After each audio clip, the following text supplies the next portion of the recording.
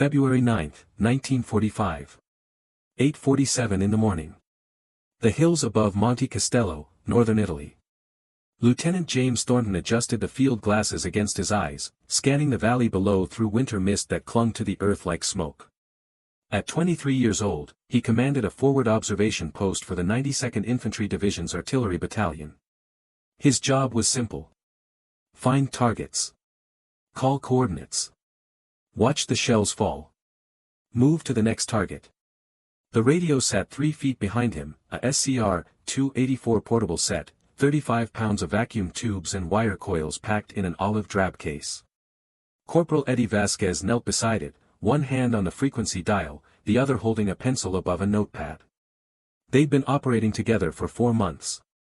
Thornton called targets. Vasquez relayed to the guns. The system worked with mechanical precision. The morning was cold but not brutal. Temperature maybe 38 degrees. The kind of cold that made your fingers stiff but didn't freeze them. Thornton wore wool gloves with the trigger fingers cut off. Standard modification. You needed to feel the focus rain on the glasses, needed to work the map protractor without fumbling. Behind him, the rest of his observation team. Private First Class Robert Mitchell on security, his M1 carbine resting across his knees. Private Daniel Costa with the backup radio, still in its case. They occupied a shell crater on a hillside 700 yards from the German lines. Close enough to see movement. Far enough to survive if the Germans spotted them. The 92nd had pushed through these mountains for weeks, taking ground in meters, not miles. Every ridge revealed another ridge. Every valley held German positions that had to be reduced with artillery before infantry could advance. It was mathematics more than war. Calculate range, adjust for wind, fire for effect, count bodies, move forward. Thornton had become very good at the mathematics. Contact Dragon 6, he said without turning. Grid reference 4-7-2-8-9-3. Enemy infantry in the open. Request fire mission. Behind him, Vasquez pressed the transmit key. Dragon 6, this is Eagle 3. Fire mission. Over. The radio crackled. Eagle 3, Dragon 6. Send it. Over. Thornton called the numbers. Grid coordinates, target description, estimated range. The familiar ritual of killing at a distance. Vasquez repeated everything word for word. Then they waited. Artillery procedures allowed for questions, for verification, for safety checks. The guns needed 3 minutes to load, aim, and fire. During those 3 minutes, Thornton kept his glasses on the target. 47 German soldiers moving through the valley in loose formation. Too loose for an assault. Maybe a patrol rotation. Maybe a foraging party looking for food. It didn't matter. They were Germans in American artillery range. That made them dead. At 8:52, the first ranging shot screamed overhead. High explosive shell from a 105 mm howitzer, traveling at 1500 feet per second, making a sound like tearing canvas. Thornton watched it fall. Impact 300 yards north of target. Close but not close enough. Right 200. Down 50, he said. Vasquez transmitted. The second shell landed at 8:54. Better. 50 yards from the center of the German formation. The soldiers scattered. Some dove for cover. Others started running back toward their lines. Standard reaction. They had maybe 60 seconds before the battery fired for effect, dropping 6 shells simultaneously on the adjusted coordinates. Thornton kept his glasses steady, tracking individual soldiers, counting how many would make it to cover, how many would be caught in the open when the real killing started. This part was always quiet. The pause before impact. The moment when men still had hoped they might survive. At 8:55, Vasquez pressed the transmit key to confirm they were ready for fire for effect. The radio made a sound Thornton had never heard before. Not static. Not silence. Something between the two. A weak oscillating tone, like a dying insect. Vasquez released the key. Pressed again. Same tone. Sir, Vasquez said. His voice had changed. Radio's not transmitting. Thornton pulled the glasses away from his face. Looked at Vasquez. The corporal was already checking connections, wiggling the antenna, turning dials. His hands moved with practiced speed but growing desperation. Battery? Thornton asked. Fresh this morning, sir. Should have 8 hours. Antenna connection? Secure. Thornton felt something cold that had nothing to do with temperature. The artillery battery was waiting for his confirmation to fire. Without that confirmation, the guns would hold. Safety protocol. Never fire without observer verification. Too many variables. Too much risk of hitting your own troops. He needed to send one word. One simple radio call. Fire. The radio made its dying insect sound. Try the backup, Thornton said. Costa was already moving, pulling the SCR-300 from its case, unspooling the antenna. Faster than Thornton had ever seen him move. But even working fast, a radio took time. Connect the battery pack. Extend the antenna. Switch to the correct frequency. Test the signal. 2 minutes minimum. Maybe 3. 2 minutes was forever. Thornton turned back to his glasses. The Germans had reached the tree line. Most of them. Maybe 35 out of 47. The others were still in the open, still running, still believing they might make it. In 2 minutes, all of them would be gone. Disappeared into the forest and the war. He'd called the fire mission. The guns were ready. The coordinates were locked in. All he needed was to send one word. But the radio was dead. This was the problem with modern war. Everything depended on machines that could fail. In earlier wars, you signaled with flags, with mirrors, with runners. Slow but reliable. Now you had instantaneous communication that worked perfectly until the moment it didn't. And when it failed, you had no fallback. Just silence.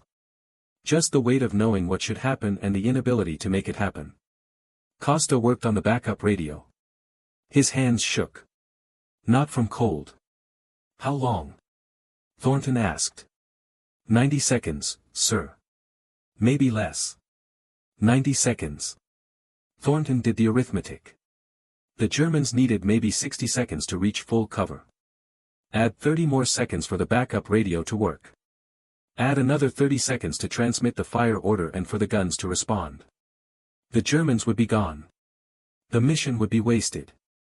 But those were just Germans. Just enemy soldiers. Losing them didn't matter in the larger mathematics of war. Let them go. Call a new fire mission tomorrow. Kill them then. Thornton felt the rightness of that thought. The clean logic. No one would blame him for a radio failure. Mechanical problems happened. The military understood that. He could write it in his after-action report.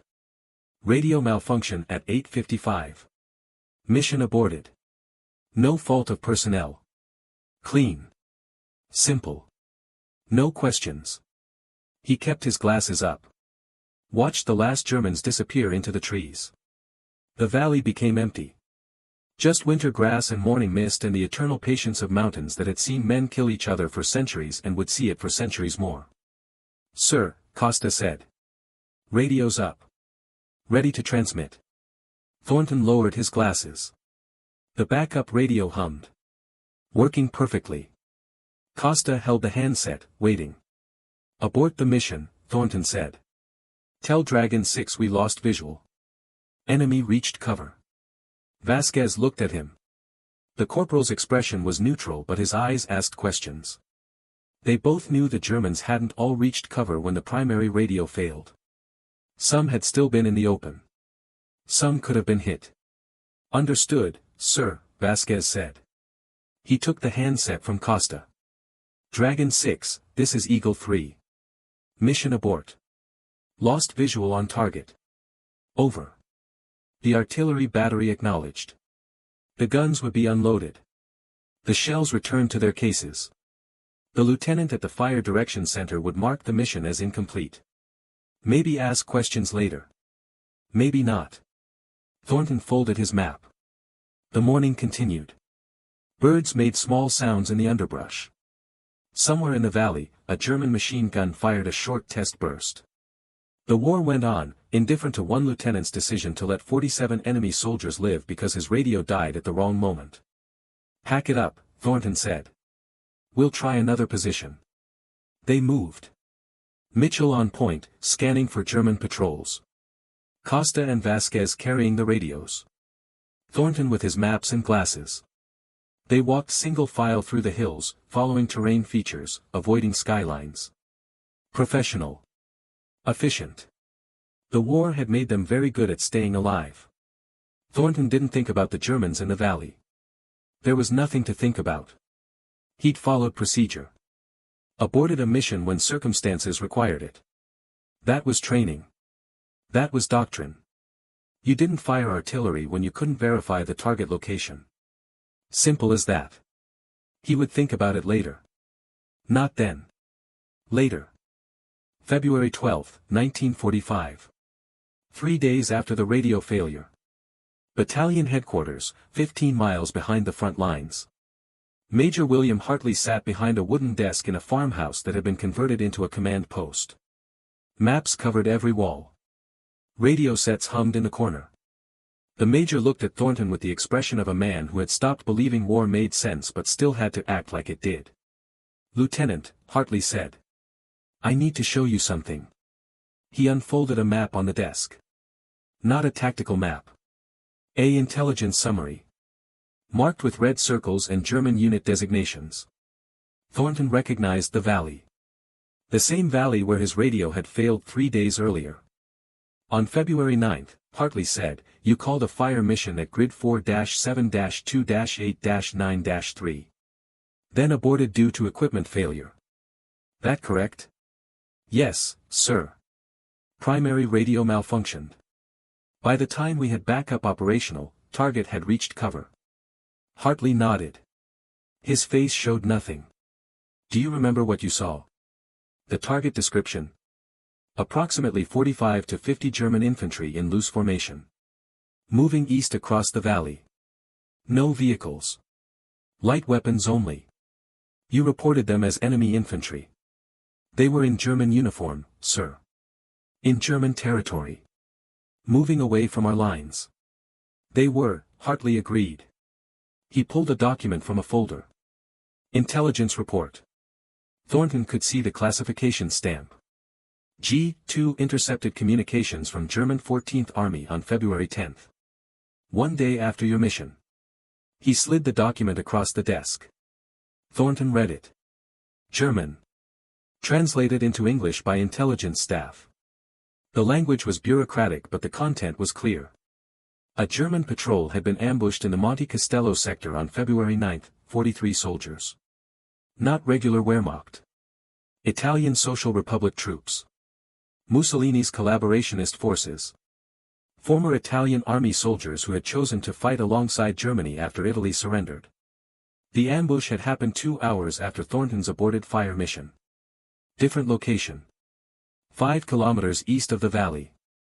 American infantry patrol had encountered the Germans near a river crossing. Brief firefight. 12 ISR soldiers killed. 31 captured. Among the captured. Information that changed everything. The German unit had been a deserter group. 43 Italian soldiers who had been trying to cross to American lines to surrender. They'd spent 2 days working their way through German positions, using darkness and fog. They'd been wearing German uniforms because they had no choice. Their own Italian uniforms would have gotten them shot by Germans as traitors and by Americans as enemies. They'd been carrying white flags. Folded in their packs, ready to display when they made contact with Americans. But they'd never reached American lines. The infantry patrol had fired first. The Italians had dropped their weapons and raised their hands. 31 survived. 12 didn't. During interrogation, the survivors told a detailed story. They'd started their journey on February 8, 43 men. On February 9, while moving through a valley, they'd seen American positions on the surrounding hills. They'd stayed in the open deliberately, trying to be visible, trying to make it clear they weren't threatening. They'd been preparing to display their white flags when they heard incoming artillery. The ranging shot had landed 300 yards away. They'd scattered. Terrified. Artillery meant American observers could see them. Which meant Americans thought they were enemies. Which meant they were about to die. They'd run for the trees. Reached cover just as they heard another shell overhead. That second shell had landed closer. Right where they'd been standing seconds earlier. But then, nothing. No fire for effect. The artillery had stopped. They'd waited in the woods for 20 minutes, certain more shells would fall. But the shelling never came. Eventually, they'd moved east, trying a different approach route. 2 hours later, they'd encountered the American patrol. The firefight. 12 dead. 31 captured. In his interrogation report, one of the Italian survivors had said, "We thought God saved us in that valley. We thought the American artillery spotter had shown mercy. But God doesn't reach into war. No one showed mercy. We were just lucky. The shells stopped for mechanical reasons, not moral ones. We lived because of chance, not compassion." Thornton read the report twice. His hands were completely steady. That bothered him. His hands should have been shaking. But they weren't. They were steady, the way they'd always been when he called fire missions. "These were the men you saw," Hartley said. "It wasn't a question. I couldn't have known, sir. They were in German uniform. In German-controlled territory. No white flags visible. No identification. I'm aware. You followed procedure exactly. I'm not here to discipline you. Then why show me this?" Hartley was quiet for several seconds. Then he said, "Because you need to understand what the radio malfunction prevented." Thornton understood. The mathematics were very simple. If the radio had worked, he would have called fire for effect at 8:56. 6 105mm high explosive shells would have landed in that valley while the Italians were still in the open. Maybe half of them would have been killed. 20 men. 25. The rest wounded or scattered. And Thornton would never have known they were trying to surrender. Would never have known they'd been wearing German uniforms out of necessity. Would never have known he'd killed men who were trying to escape the same enemy he was fighting. He would have killed deserters. Men who had chosen not to fight. Men who had risked everything to cross lines and surrender. The exact kind of men the war was supposed to save, not obliterate. "Sir," Thornton said. His voice was steady. "I would have followed the same procedure whether the radio worked or not. I saw German uniforms. In German territory. Moving tactically. That's an enemy target. I called it correctly. You did. So this conversation is unnecessary. Lieutenant, you're 23 years old. You have another 40 or 50 years to live after this war ends. I'm trying to help you understand that mechanical failures can be acts of mercy even when we don't intend them to be." Thornton stood. "Permission to return to my unit, sir." Hartley granted it. Thornton left. He walked back to his observation post through cold rain that had started falling while he'd been reading the intelligence report.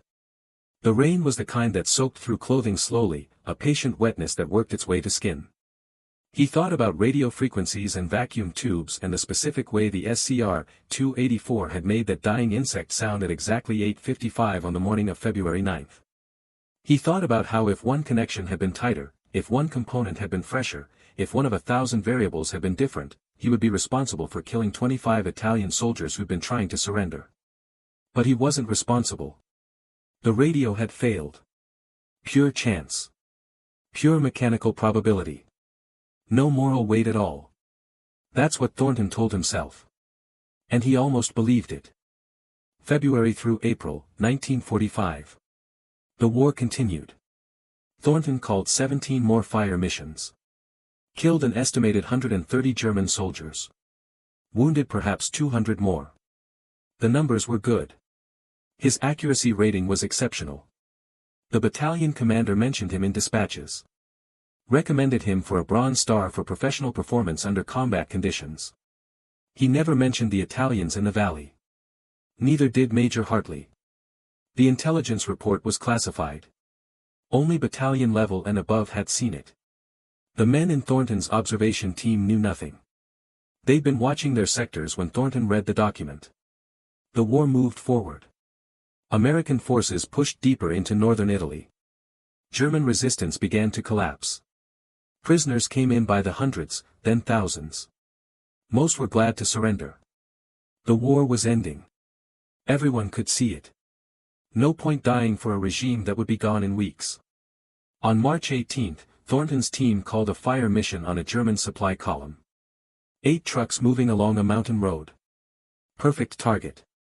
The artillery landed with textbook precision. 5 trucks destroyed. 53 Germans killed. 3 survivors taken prisoner. During interrogation, one survivor mentioned something curious. The column had been carrying more than supplies. It had been evacuating Italian Social Republic soldiers who wanted to surrender. 32 Italian deserters packed into those trucks, heading for American lines under German escort. The German unit commander had arranged it. A mercy evacuation. Getting Italian collaborators away from their own regime before Mussolini's government collapsed and executed them as traitors. Thornton learned this 3 days after the mission. Read it in an intelligence summary. 32 Italian deserters. Killed by American artillery. Killed because they'd been in trucks that looked like German military vehicles. Which they were. But carrying people trying to surrender. Again. This time, no radio malfunction. This time, everything had worked perfectly. Thornton wrote nothing in his diary. Said nothing to his men. The mission had been legitimate. German trucks in German territory.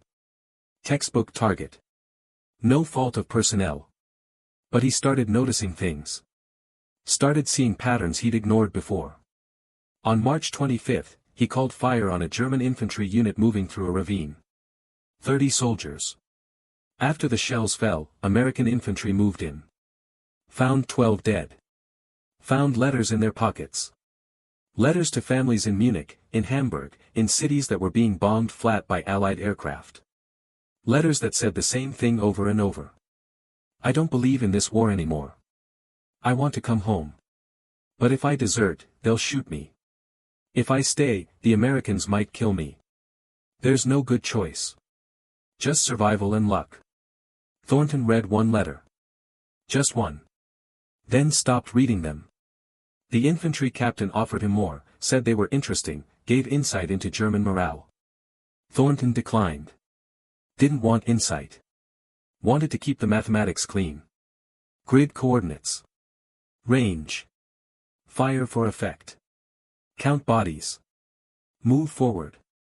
But the mathematics weren't clean anymore.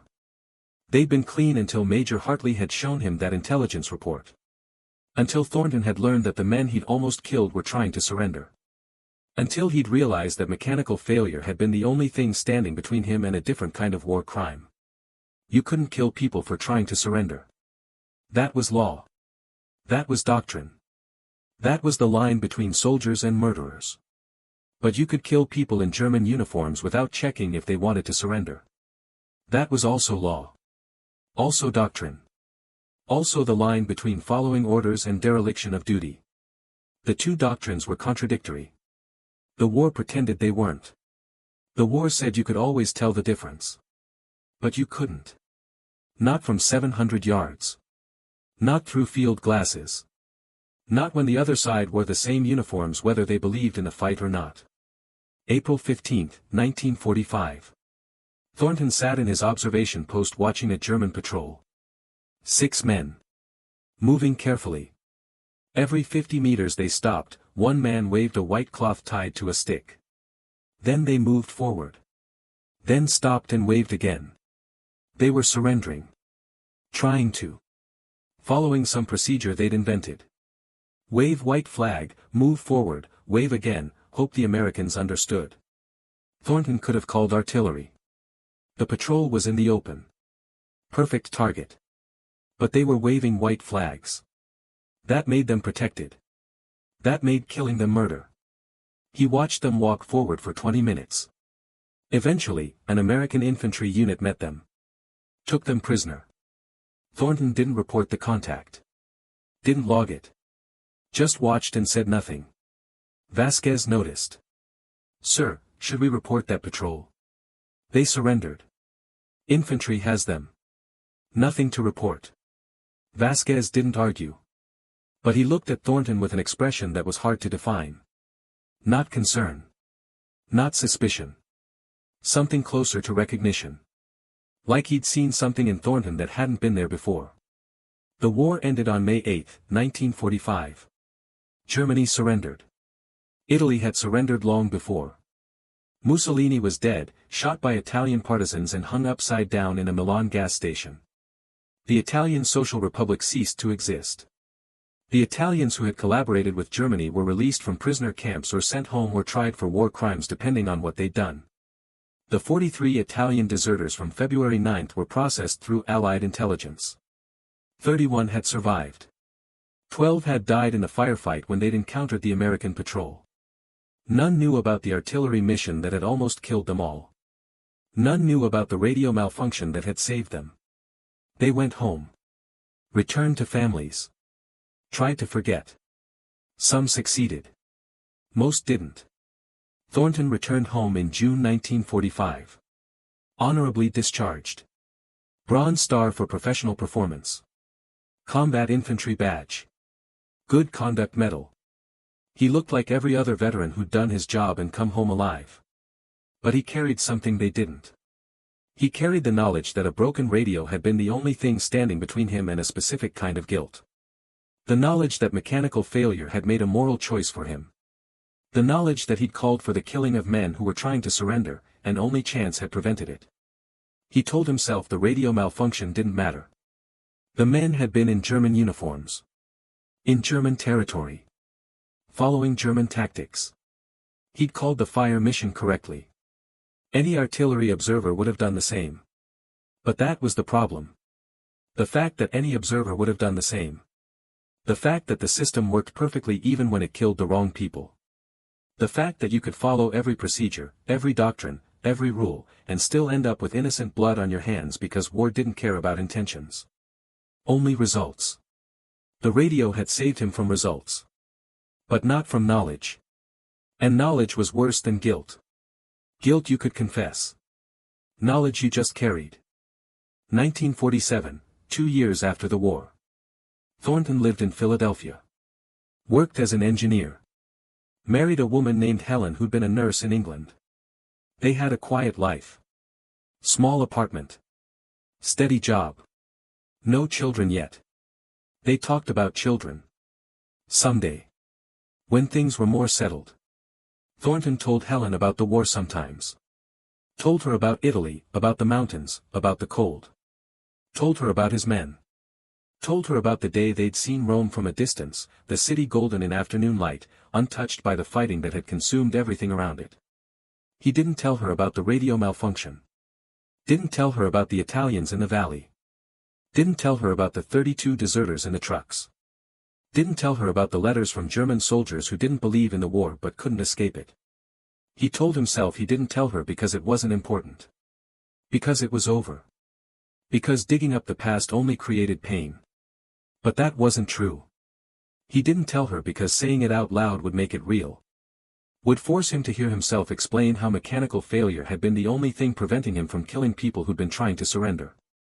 1952, Thornton and Helen had a son. Named him William, after no one in particular. They just liked the name. William grew up in suburbs that were spreading across America like a tide. New houses, new schools, new shopping centers. Everything clean and modern and far removed from mountains and artillery and men in German uniforms waving white flags. Thornton taught William to play baseball, to fix bicycles, to calculate percentages in his head. He never taught him about war. Never explained what artillery observers did. Never mentioned Italy or Germany or the morning a radio made a sound like a dying insect. William asked once, when he was 12. "Dad, what did you do in the war?" "Forward observer," Thornton said. "I spotted for artillery." "Did you kill people?" "I called coordinates." "The guns killed people." That was technically true. Thornton had never fired a weapon at another human. Had never pulled a trigger aimed at an enemy soldier. Had only spoken numbers into a radio. The killing had been done by men 5 miles away who never saw their targets. Clean. Efficient. Modern warfare. Death at a distance. William accepted the explanation. Moved on to other questions. Thornton felt relief that he'd dodged something. Felt shame that he was relieved. 1968, William was 19. Draft age. The Vietnam War was consuming American boys the way Italy had consumed American boys a generation earlier. William received his draft notice in October. He was supposed to report to basic training in November. Thornton sat with him at the kitchen table. Helen had gone to bed. It was just the two of them and the draft notice between them on the table, like something dangerous that might explode if touched. "I don't want to go," William said. Thornton didn't respond immediately. He looked at his son. Looked at this person he'd created who was supposed to have a better life, a safer life, a life without artillery and mountains and morally impossible choices. "You have options," Thornton finally said. "College deferment. Medical deferment. Conscientious objector status. Or Canada. What would you do?" Thornton almost answered. Almost said, "I'd go. I'd serve. That's what men do." But he couldn't. Because he remembered Italian soldiers in a valley, trying to surrender, wearing German uniforms because they had no choice. Remembered how he'd almost killed them. Remembered how only mechanical failure had saved them. "I don't know," he said instead. "I don't know what the right answer is." William looked at him. "You served. You did your duty. You came home." "I did. So I should do the same." "I can't tell you that." William went to Canada in December 1968. Crossed the border with $400 and 2 suitcases.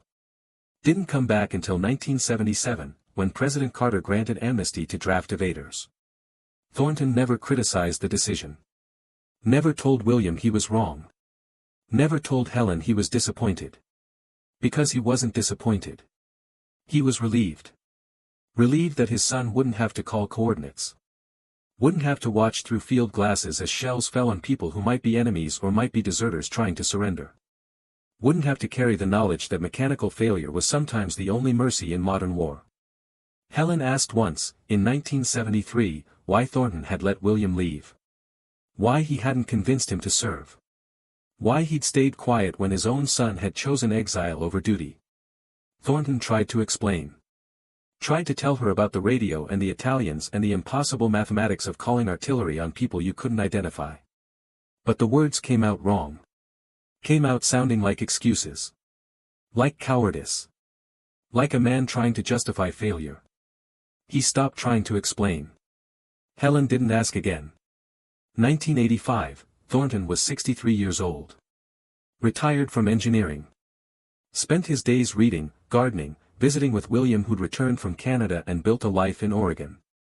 William had 2 children. Thornton's grandchildren. They called him Papa. Didn't know about Italy. Didn't know about the war. Just knew he was Papa who told bad jokes and gave them quarters for ice cream. In June 1985, Thornton received a letter. No return address. Postmarked from Milan, Italy. Inside, a single page, written in careful English by someone who'd learned the language late in life. The letter was from one of the Italian deserters. One of the 31 who'd survived. His name was Antonio Russo. He'd been 22 years old on February 9, 1945. Now he was 62. Living in Milan. Owned a small restaurant. Had 4 children, 9 grandchildren. Good life. Lucky life. He'd written because he'd recently learned something from an American military historian researching the Italian campaign. The historian had been going through declassified intelligence reports.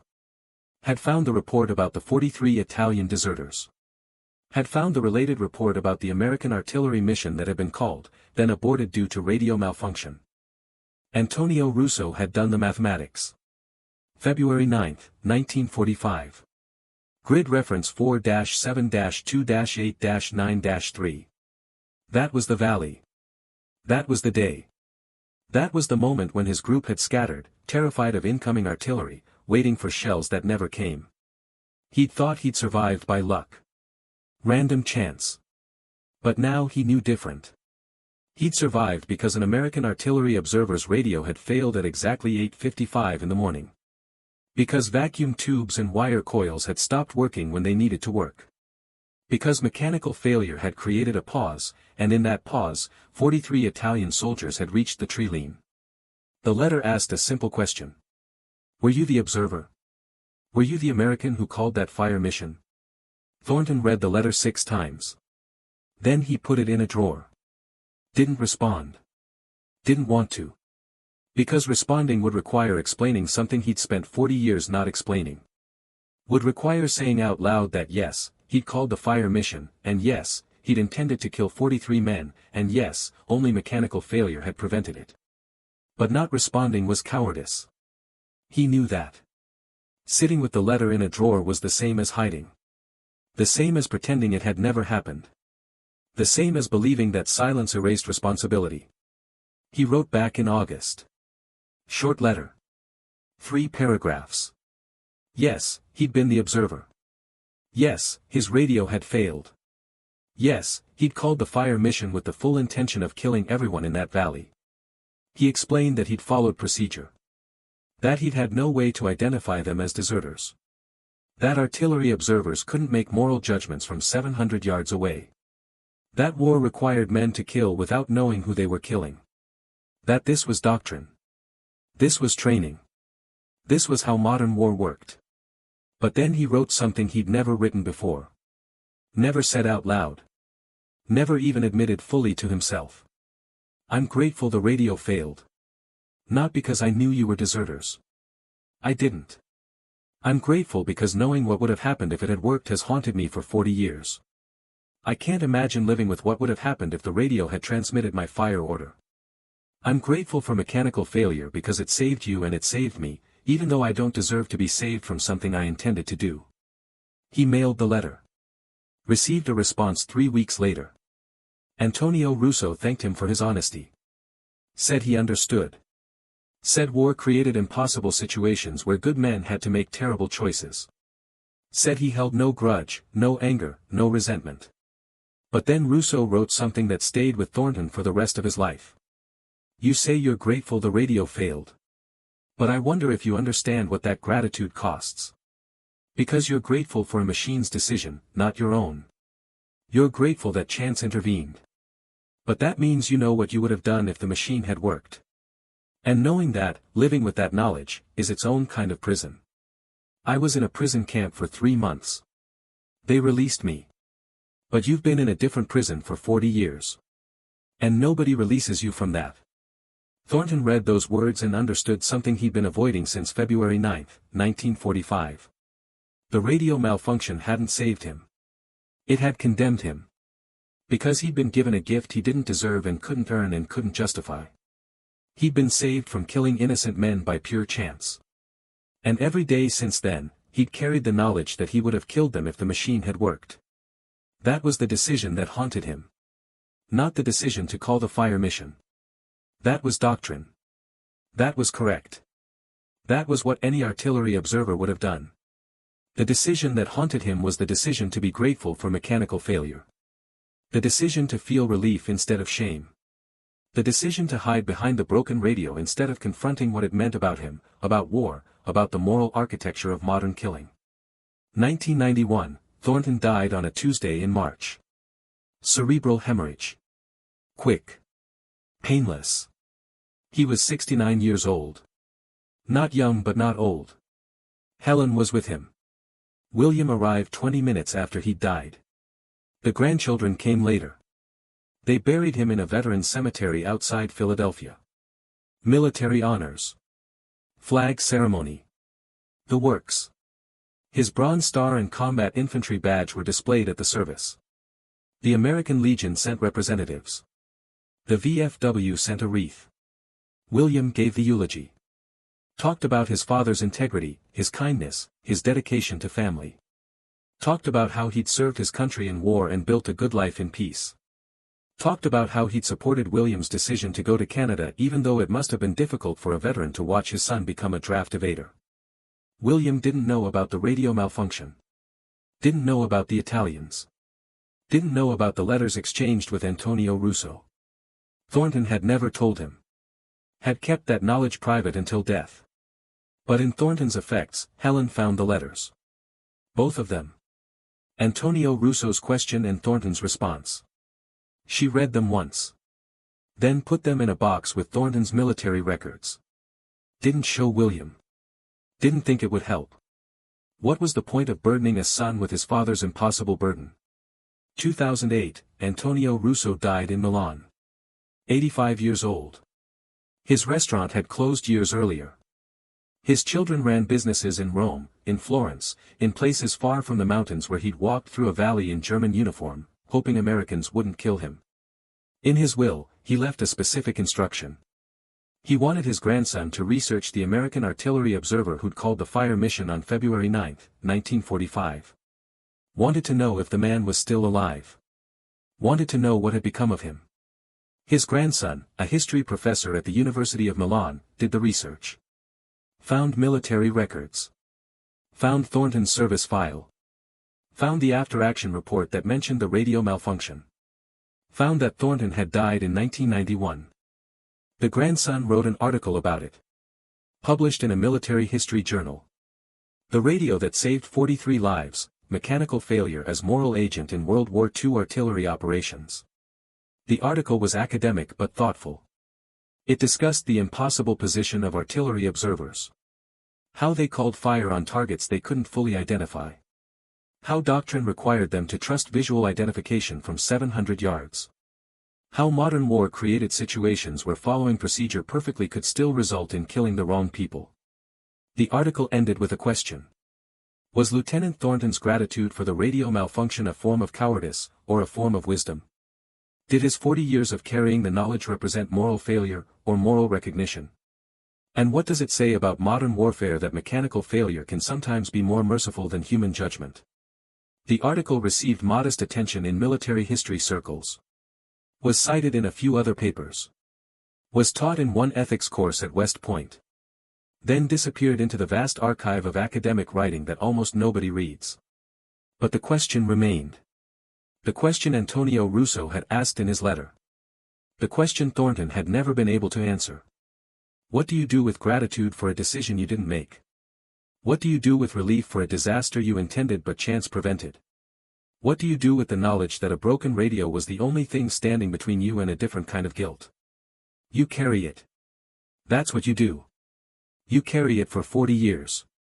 You carry it through marriage and fatherhood and retirement. You carry it through conversations with veterans who talk about their service with pride. You carry it through Memorial Day ceremonies and 4th of July parades where people thank you for your service. You carry it and you say nothing. Because saying something would require explaining that your service was saved not by your judgment but by mechanical failure. That your clear conscience was a gift from a broken vacuum tube. That you were grateful not for doing the right thing, but for being prevented from doing the wrong thing. And maybe that's the most honest thing Thornton ever did. Not calling the fire mission. Not aborting it when the radio failed. Not writing to Antonio Russo. Not supporting William's decision to go to Canada.